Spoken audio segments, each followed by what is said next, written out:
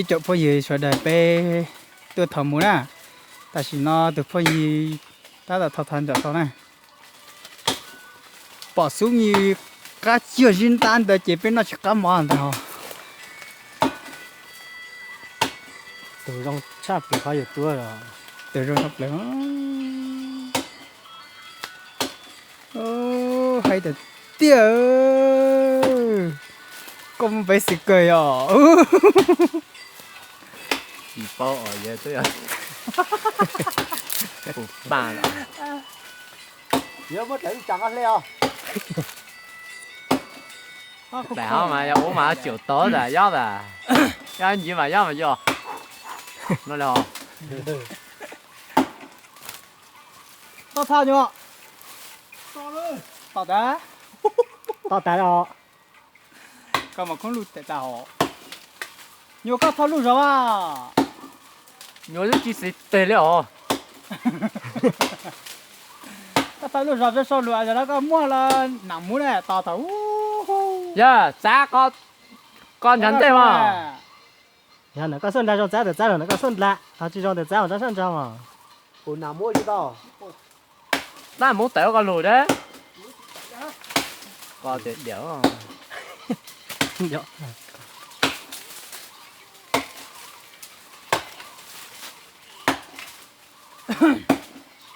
vấn đề nhớ tao xía em muốn nhớ tao xíu mà toàn nhị thì tía thì thế nó giờ ta ít chỉ để cho mua để món lót ta đi đấy chọn cứ tia đi nhó chơi tia thì tia chờ bản mình nó mà thằng này ba tháng gà bé món tao xía thế này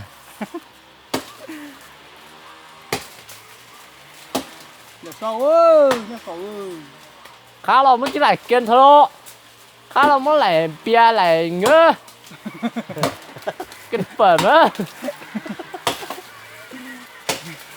không được cái đó bôi lo lại đó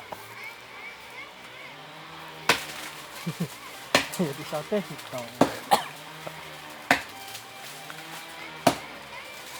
nào thế giờ họ chỉ muốn à con nói như giờ chơi chuột to là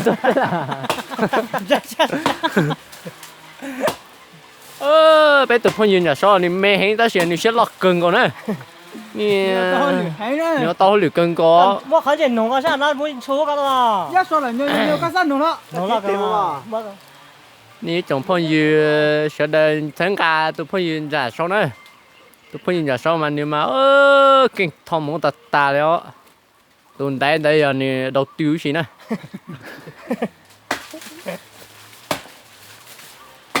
sao chỉ là lúa sau một chỗ hú đó à cha giỏi rồi hay có tin lâu tôi đi mua mà dù thò sao mà mua hoặc khó mua chỉ sao tự gì đấy chứ mà người ta nhận nhau mà mua này giá tôi sao thì sao thế rồi có tí rồi ha ô mua lụt của câu hả lúa ba lông á để chỉ có hồng câu chém mua cửa bao nhiêu mà răng cho chuột gì cho lên chuột mi à từng có to đấy rồi giá câu mà bỏ á thôi mà nhớ sao rồi nè sao mà về rồi xí vô tao bỏ này muốn đi tiền đâu bé xuống muốn nó mà bé bỏ anh đây ít kia ó nó bé mà tôi khách kế thôi đó tuần đáy thò đấy tuổi tuần đấy nó tí mà tuổi nhuộc cưng cầu nữa nặng họ nhiều họ nặng cái là họ lúc thấy ta chỉ mà duy nhớ thế là giống lại kia na khá lâu bắt lại đi lại là quá lại đâu con má luôn á yeah phụ nào đó hắn nó lúc thấy ra hổ lúc còn mà có chỉ thổi ư ta nằm mọc cái đi có một gì cho nó nặng xí ra tôi hú rồi lại có tại cuối cùng thôi à có thằng nó solo ha ya chỉ là để chỉ tạo để cái này cái đó thì nó bữa nào mới nó khá xí đó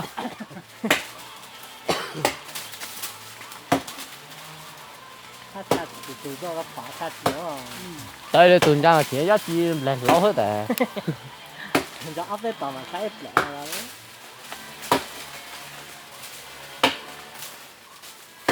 à giờ tao cần tao chờ móc ắt chi cái chi chết chết rồi đọc tên đó không? còn con đồ mà là cái gì cái rồi giờ là họ nó có lấy được cái mà là cái gì bây giờ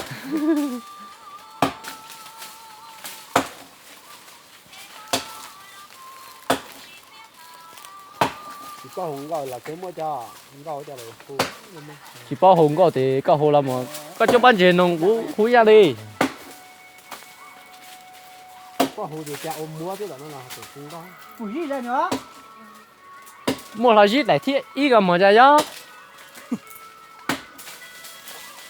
nó chỉ to này ô ôi làm gì tại ơi ô nhớ à Nán đâu? yeah À, nặng đâu nào. Chỉ lại đi ơi. chỉ chạy luôn là do Có cũng là cho ơi. nhớ đó Ờ. Người gì đấy? Sao vậy? Nhau thì cha lên muốn cha, bên muốn để trắng rồi. có anh hả Dạ con cha đó là muốn cha đó là.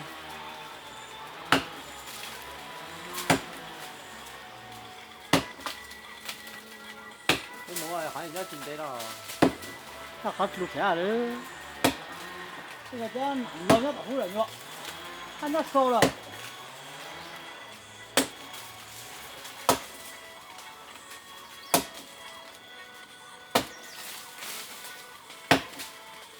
khác chưa có em già thôi đó họ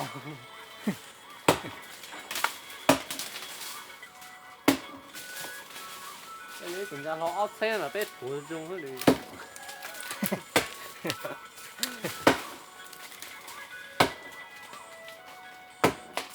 chỉ tạm mấy số nhá nhà xóa rồi họ có bé trồng bọc rồi số thoáng rồi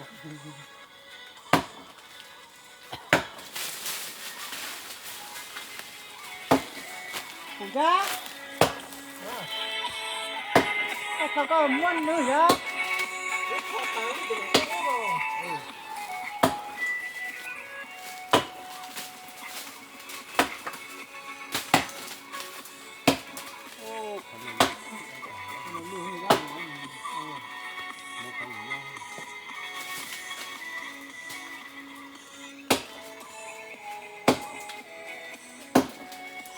Yêu chả tên cháu mẹ ngồi xin. mỗi chỉ tao phụ mẹ à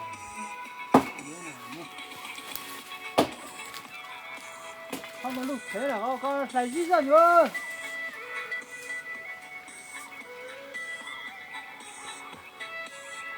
Có lại chứ ra. có lấy rồi Một là 9 năm rồi. nó tùy mà này có o liền nhá phải có của tôi nhìn thấy rủ à một gì đấy nhỏ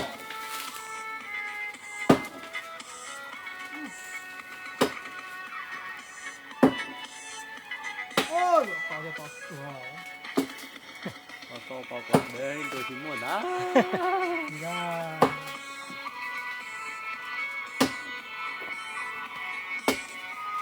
đã muốn này giờ thế chứ 이런 나라 이런 난 똥 떠걸로 떠거나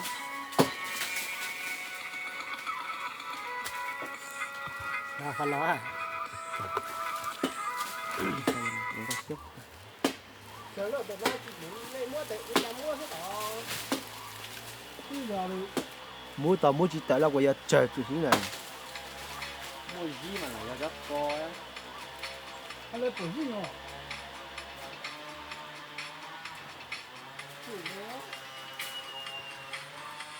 ô 진짜 뭐 진짜 또 했나 là có khen không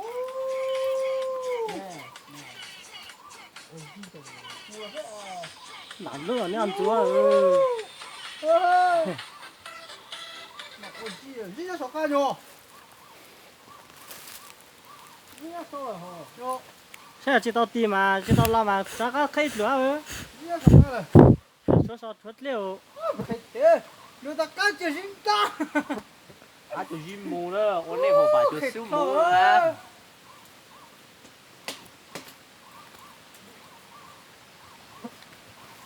tụi tin lòng nó giống cả lúc thông lo cho mùa cho những mùa ơi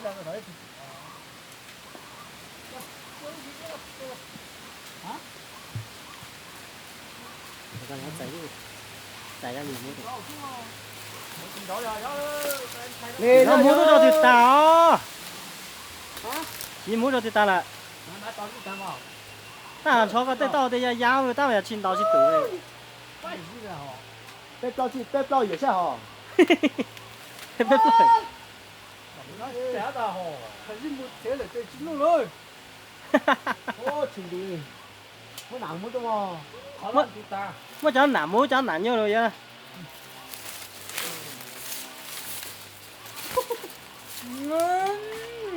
啊，对了，那个对。哦，我打开，还录开的人打。呀，这个你，这个你怎么我改下来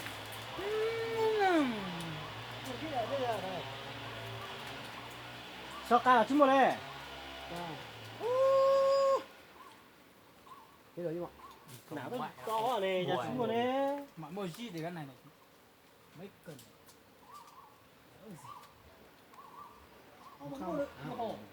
không mà phải không có là không có là cái căn ăn sao căn ăn tao muốn làm được nha có anh gì do mấy cối cùi lục của bé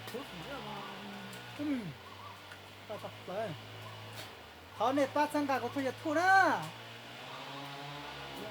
ôi gì cơ nè con nó chỉ ra rồi nó là lửa ăn mau rồi phì cái chuyện đó tuần là này gì cả họ mua cái cái mà không có lúc của có mua hai này đó mà chúng ta biết là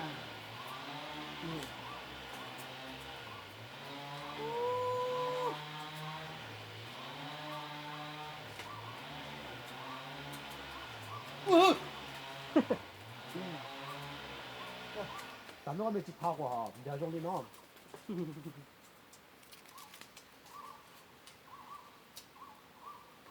都被大家在做不？踩到去做，就踩到个路。我先有。干嘛啊？大家干嘛？对。哦，咱那这套就过大油了。去过大油。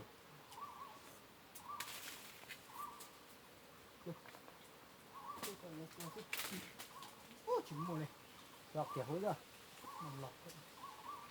做干哪打去？咱不浪。那都割了嘛哈。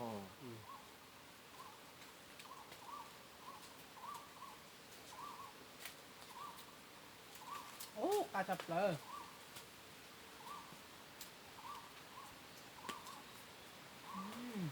Chưa. Rồi đâu. Ủa sao đâu, cái sao đâu. Sao tao nó tao thấy rồi à, cái giờ. Tao sẽ tiền có cao. Có cả thể thế. Sao tiền có cao này, có cái này. có đi chút chăn này Chặt lại. Ya dù gì tiền mua dù chịu rồi, nó sẽ thế nào hả? Giờ nó cứ hỏi mà. Tao dọc phủ xóa à, chứ không. Tôi ta không sạch. liêu ấy mà Rồi cái phải chứ. con là gì À, sao à thế? chạy mua cho gì mua cho gì nữa đó là giá cuốn thế ha tôi khó rồi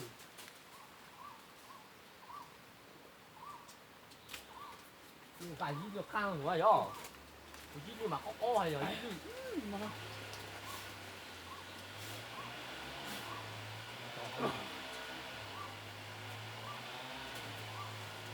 thì nó là con lại to như đó.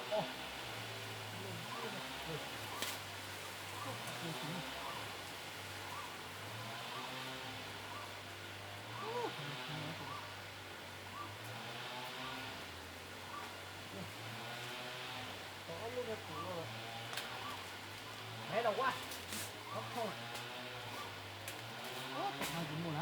Sao lại sai chút nữa gì đó, mà giá chút nữa.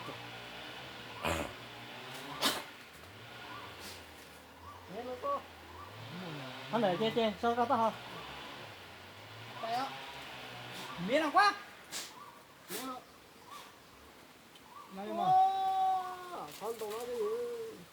Nó là khu chứ tội mà. Lục thế ta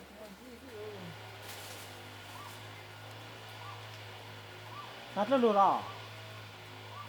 cái lúa tại khó.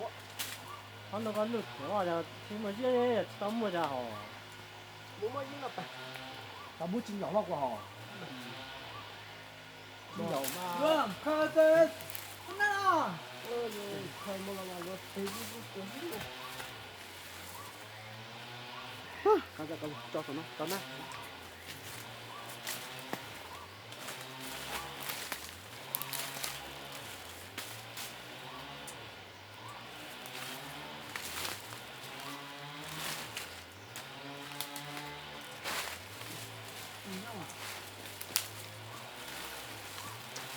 Tao làm mấy chuyện mà. Ó kì. Cho nó ó kì đã. Mà lột ta. À kiểu ơi. Cái gió tí lột xa luôn. Cho nhiều mua con mà thằng bé tính nào. Nó mua ó kì đấy. ốc chín kia mà bố chỉ tàu mà bé ôm mà đi